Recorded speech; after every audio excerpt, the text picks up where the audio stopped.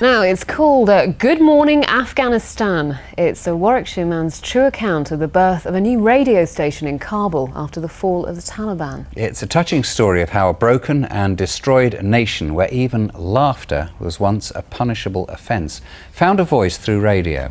And critics have been so impressed with Waseem Mahmood's book, there's a chance now it could be turned into a Hollywood film. Kevin Reid's been to meet him. He was awarded the OBE for his efforts. Now Waseem Mahmood from Stratford has put pen to paper about his experiences in setting up a radio station in Afghanistan. I was so overwhelmed by and humbled by what I saw out there. I think that the story of the people that I met out there had to be told, and a book was the way to go forward. The book chronicles the struggle to set up the station in a shell-shocked country recovering from both war and an oppressive regime. One extract tells how they developed children's broadcasting. One day they came up with the idea that they wanted to do a story about why there were no playgrounds in Kabul for children.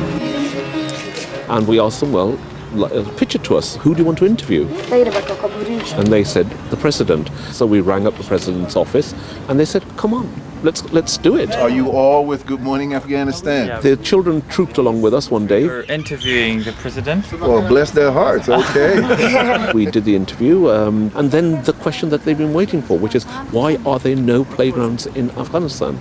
The president started explaining about aid and how they have to work on priorities. And the little girl chirps up, but Mr. President, with due respect, how many cars do you have? And before he could answer, she dove in and said, well, 3, Mr. President, you've got 3 cars.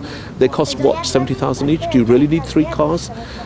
3 weeks later, the president passed an edict that all local councils must make provisions for playgrounds.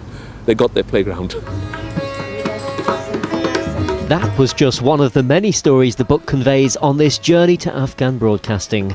Now American filmmakers are interested in turning the book into a film, but Waseem has rejected a first Hollywood-style proposal which suggested he'd be played by an Irish-American hero who'd woo the Afghans. Waseem's insisting on a more considered and realistic approach. Kevin Reid, BBC Midlands Today, Stratford. What a gutsy little girl, hey? Great story about the girls in the playgrounds, isn't it? We could do with her on our team, couldn't we? No. Asking questions like that. What's thought to be one of the world's rarest wine goblets has just gone on display